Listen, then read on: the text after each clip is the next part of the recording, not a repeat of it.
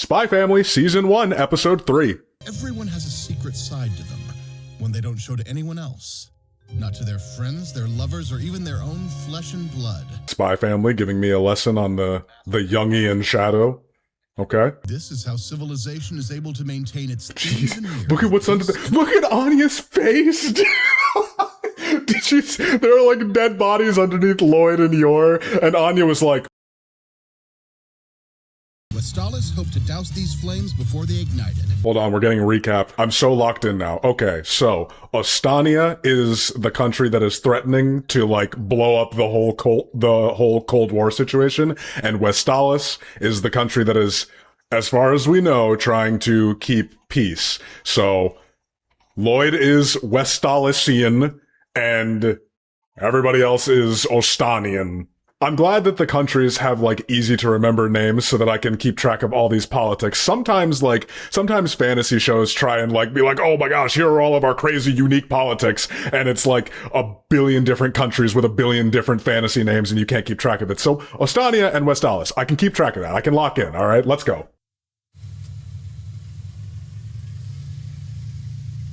"128 Park Avenue, West District, Capital City." Dang it, I can't read fast. I'm so happy to finally have a mama. Mama? Oh, Papa and Mama. Cute. Cute. Anya continues to be adorable. Father, mother, daughter. The trio created this fictitious family to further their own ends. What is Anya's what secret mission 3? Prepare for the interview. I feel like Anya's secret strategy or her secret plan here is just to have parents who can buy her infinite peanuts. There's the potty. And bathtub. Okay. That's a great sink. Oh my goodness. She has a little stool that I can clean up all by myself. And this is my very own room. Oh, that's so pretty. My name's Chimera. It is a pleasure to meet you, ma'am. Good to meet you, Chimera. Adorable. This one is Papa's room. So dark. It's so dark and moody. You can just imagine Loid in his room sitting at a desk like... Hopefully the layout works for you. And I made sure it's nice and clean. Thank you. Everything is great. I helped Papa clean too. I'm sure you did. You know all you did was knock over the mop bucket. Loid doesn't let Anya get away with anything. I'm all done now. You can come grab the boxes. Wow, you're quite efficient. Oh, it's okay. It was just a box full of knives, and then a box full of daggers, and then a box full of blades, and my toothbrush. We've only spoken on the phone lately. His job's kept him busier than usual. I can really see the resemblance. Why aren't they showing me Yor's brother? Oh my gosh, he's gonna like be the season-long villain or something. Helping Mama with the boxy. Helping Mama with the boxy. No, those are my other knives. You can't touch that I box. got all my weapons for work and poison that's strong enough to kill an elephant in there. I was kidding. I was making a joke. Okay, well. Oh my goodness. They look and smell wonderful. Dude, Loid can cook too? This man is perfect. Holy moly. I was over here thinking that Loid lucked out with Yor, but Yor lucked out like 10 times as much. My good lord. I helped Papa in the kitchen too. Did you, or did you just knock over another bucket? You sneezed in the flour. That's gross. It's time to start the interview prep. The interview's not just for the child, but for the parents as well. Yes, of course. An You have to make sure you come from the right kind of family. So tell me, Miss Anya, how do you spend your days off? Sometimes Papa has to lock me up inside. What? So I just kind of watch TV all alone inside. What? Why Eden College, and how do you plan to pass? What's a normal way to pass? I've seen people pass from a lot of things. Maybe cardiac arrest, or losing an excessive amount of blood, or compound fractures all over their... Me too, Anya. Yep, alright. Yep, okay. So this is not gonna go well. I've been a spy for over a decade, with countless missions under my belt, but this has me beginning to lose heart. My man is about to rethink his whole career just because these two are psychopaths. Perhaps we jumped the gun on this mock interview. Let's step out for a bit. Yeah, let's get some time to like be a normal let's get to know each other a little bit. We can develop some natural chemistry here. It'll be fine. Run the family ooting, la la la la la. It's pronounced outing, Ooting. Hey, where are you taking us anyway? My connection at work got us tickets for a wide variety of events. Being a spy has got to have so many perks like that. Like, you can just slip into the opera whenever. That's great. Do you imagine if they got like a real opera singer in the booth just absolutely A spitting? lack of cultural refinement could prove to be our downfall. Anya is not paying attention. All right. Next stop, please remember not to yell while we're here. Oh, museums. I love museums. I'm a sucker for museums. So now for the finest art the world has to offer. Look! She has boobies! I can see them! She's fawning over the guillotine. I can't. I cancel the whole mission. We're done. I'm so sorry that you have to do all this on your day off. Relax. It's not a problem in the slightest. This is my first ooting in my brand new outfit. My first ooting in my brand new outfit. She's a proper Canadian. Why did I say that? If you're looking for a semi-formal dress, I think this color would do nicely. You like it? It's beautiful, but to be perfectly honest, I'd prefer red or black. I think that navy blue would have looked wonderful with your dark hair and red But eyes. There's no way I could hide any kind of blood spatter on it. Oh, okay. Well, it must be practical for killing, of course. Looks like the extra outfits will be ready by the interview too. I'm sorry you had to get so many. Well, you look nice in colors besides red and black, and we'll be going out more often from here on. I'm sure Yor would look great in absolutely anything. Except for that picture. She looks highly uncomfortable. Wayne and Nationalist Party believe there is a road to peace. Treating Westalis as an enemy. Patriotism is also highly regarded within Eden, so I'll need to educate her on politics and history. So this guy is talking about peace with Westalis, and these Ostanians are like, nah, we hate them. Oh no. Oh no. There is just always something deeper, and that's what really makes shows like this very interesting. Like, it's obviously funny, and it's obviously extremely entertaining, and Anya's adorable, and Yor is gorgeous, and Loid is like the perfect man, I guess. But if you look past all of that, there is a shoe that is gonna drop eventually, and it is gonna be bad. These two nations obviously hate one another. One of the things that I'm actually wondering now, after seeing that scene, is I'm wondering if Anya has any previous experience with this whole political conflict. She just seemed to get very, very, very upset at hearing all of those people yelling about, like, oh, traitors, and these people killed my family, and this and that, and all these things. And I can't quite tell if she just got overwhelmed, like if she's in a crowd or something like that, if she just is hearing too many thoughts that it overwhelms her and it makes her tired, or if those are particularly triggering, like, thoughts for her to be hearing, because for one reason or another, she knows about this conflict. Like, I can't imagine that whatever shadowy organization experimented on her did it for nothing. Like, obviously it had to have been to benefit one side or the other, or, you know, I don't know. We'll develop this human experimentation mind reading power, and we'll sell it to the highest bidder, whether it's Ostania or Westalis or, you know, some other nation out there. This could just be because I recently replayed Xenoblade Chronicles 3, which, great game. Xenoblade Chronicles, probably my favorite video game series of all time. But without spoiling too much about Xenoblade Chronicles 3, I'm just very wary of the setup that there are these two factions that are against one another just because. There's got to be more to it than that. There's got to be something deeper, either a third party or both sides are corrupt in some kind of way, or just something. I don't know. I don't know where we're going, but I can see the breadcrumbs that are being laid, and it's just fascinating. It's a fascinating way of telling this story, which is largely funny, but which also feels like it has some deep dread behind the ha-has. The problem is having the success of the mission rely on outsiders in the first place. They're both just civilians. They don't have the background or training. That's true. And I need to make a list of every question the interviewer could possibly ask. then have them memorize each perfect I answer.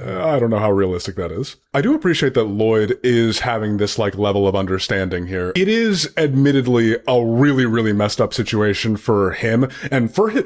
First of all, can we talk about this like spy agency who said like, yeah, not only do you need to be the father and family man and put on that front as your disguise, but then you also need to find a wife and kid who you can, I don't know, train, manipulate, pay, or something to be exactly, perfectly what you need them to be. Like, that's just messed up. It seems like an ill-conceived mission right from the get-go. Like, if the job was for Loid to just be a guy, sure, Loid can be a guy. He's the master of disguise. You can't ask him to make two other people be perfect for his mission. It just doesn't make sense. In the last episode, they said that the reason why they didn't send another agent with Loid to play his wife is because the agency is experiencing shortages, which, like, I guess that's a fair enough excuse, but we're talking about world peace here, man. We're talking about stopping an all-out war.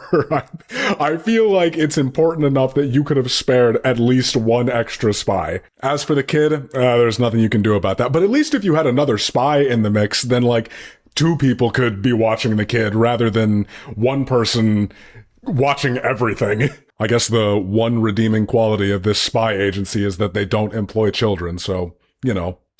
No child soldiers. Great. Really high bar there. Maybe we should go and get some fresh air? How did I not know about this park before today? Oh, it's because you've been focusing on making them perfect instead of making them a family. Seeing the city like this reminds me that what I do helps all these people, and it makes me feel better. I mean, her day job is a civil servant, so that's very nice. I like it way better than those big crowds. Oh, that's good to hear. Yeah. Sometimes if you want to be the perfect family, you just gotta be a family. You don't have to make them like the right things or say the right thing. Oh, somebody just stole something from that old lady. I was over here having a moment. What? You're not getting away! What's going on here? Yor saves the day? He blended into the crowd. I'm sorry, Yor, but I doubt you'll be able to find him now. Don't doubt Yor. You don't know. Oh, Anya can look for the guy who's thinking, well, I just stole that old lady's purse. Oh, but big crowds mess her up. Oh no. Yeah? What's the matter? I want to eat some cake. What? Oh my god, she's so smart! She's like, Dad, I want to eat cake, and she pointed to the restaurant where the guy was walking. Oh my goodness. Yor, watch Anya for me. This is the greatest team up ever. I'm gonna eat like a king. Into the dirt. Sorry, but this man right here is a purse snatcher, so someone call the police to arrest him. He just runs away. You saved the day. Oh, well, he was the one who got it back. That's my husband. He's like a hero. He's like a hero. What a fine, upstanding gentleman you are. Really, You're the type of hero who casts no shadow. Your great deeds never seeing the light of day. He's never gotten thanks for doing a good job. Oh my. Today helped me feel rejuvenated. It never would have happened if it weren't for you. I love them all. I love them all so much. You certainly are a lovely little family. They are. They are. Now, how do you spend your days off? We go to the opera, the art museum, and eat at fancy restaurants. And now she has real answers because they really went out as a family. Now the next question. You're out on a walk and happen to see one of your classmates do something naughty. What do? I would jump on them, beat them up, and mush their face in the ground. Yeah, pretend you never saw that. That sinking feeling is back. No, that's the best answer. That's exactly what you should do if you see one of your classmates out at being naughty. I really like Coco. Oh my, you certainly are a lovely little family. It's a lovely little family, Loid. Don't be a stinker. My preparations are about 1% complete. That's 1% more than they were yesterday. Oh, man. What a lovely little episode. We sure did do a massive swing there where in the beginning it was like, you know, hey, all these three people are hiding secrets from one another, and they're a bunch of liars, and they're a fake family, and they both got countless dead bodies piled up underneath them, to the end where it's just a wholesome little shot of them all drinking their cocoa and coffee and everything. It's sweet. Obviously, you have to imagine that, like, the happiest version of how this could all turn out is once the mission's over, I guess, they all decide to stay together as a family because they've grown to love each other. That's what you'd like to see happen after you see something that sweet and wholesome. I mean, I don't know, they really do complement each other quite nicely, I think. The spy angle for Loid is so interesting because I think that he's genuinely a good man. I think that we've seen kind of enough of him to know, and we've heard enough of his inner monologue to kind of be able to say at this point that he's a pretty good guy, right? I mean, he had that whole inner monologue in the first episode about the whole reason why he wants to be a spy is so that kids don't have to cry, and that was a nice moment. And in the last episode, when he was talking about how hard it must be for Yor to do the job that she does, he was having a flashback about how hard his own job is, and in this episode, we got that flashback of his job being a thankless one, so you can kind of tell that there's a fundamental decency about him, even though he is somewhat walled off as a necessary measure of his job. He very easily could be mean and dismissive to Yor and Anya, and obviously a key component of the mission is keeping this family unit together, so he does have to be nice to them and accommodate them and everything like that, but there are elements of it where I do feel like he is going the extra mile to, like, actually show that he cares about them and everything. He even had that inner thought there when he was getting frustrated about how, I know it's not their fault, they're just civilians, they're not part of this mission. And I feel like that just kind of speaks very highly of him, that he has a great capacity for being understanding and being patient and being empathetic with people. And I think those baseline qualities sort of underlie anything else. Like, yes, he's a spy, so he has to be nice to them, but in his inner monologue, you can tell that he also is this very caring and kind of understanding man. I'm glad that he got a thank you for catching the purse snatcher, and I'm glad that he was open enough to allow Yor to take him out of his kind of out of his mind and out of his funk a little bit and get him out to just feel the breeze and look at the city in a park. What I really want to know, the whole thing about Yor being an assassin, that's a tough pill to swallow. Like, every time she's doing something like nice and wholesome and fun, it's like, oh, Yor, I love her, she's great. And then she's like ogling a knife and you're like, oh, that's right. Ugh. I want to know about this assassins organization, this shadowy assassins organization who's picking these targets and sending out these assassins to take care of them, because I do want to know what it is that is driving Yor's sense of justice, because I feel like, because from everything that they've shown, Yor is also a pretty fundamentally decent person, somebody who craves a normal life with a family and very quickly attached to the idea of being a mother to Anya. So you just have to wonder, like, how do you separate that? I mean, like, she obviously has some kind of misgivings about her work because killing people is wrong, obviously. But I have to wonder, are you able to square that circle because the people that you're being sent to assassinate are bad people? Is there some kind of internal sense of justice in this assassins organization that makes it somewhat more palatable than it otherwise would be? There's no way that Yor's brother is also like secretly working for this assassination organization, right? That wouldn't make sense. I'm kind of just having a bunch of thoughts going through my mind about like what the deal is with this guy. They keep him in shadows, and they're like rubbing your face in it, by the way. Like they spent a full, I don't know, minute of screen time just like looking at this picture and talking about like, oh yeah, your brother is such a nice guy. You must really love him and care about him, and he just seems so great and perfect and wonderful and nice. Meanwhile, all we're seeing is the back of this photo.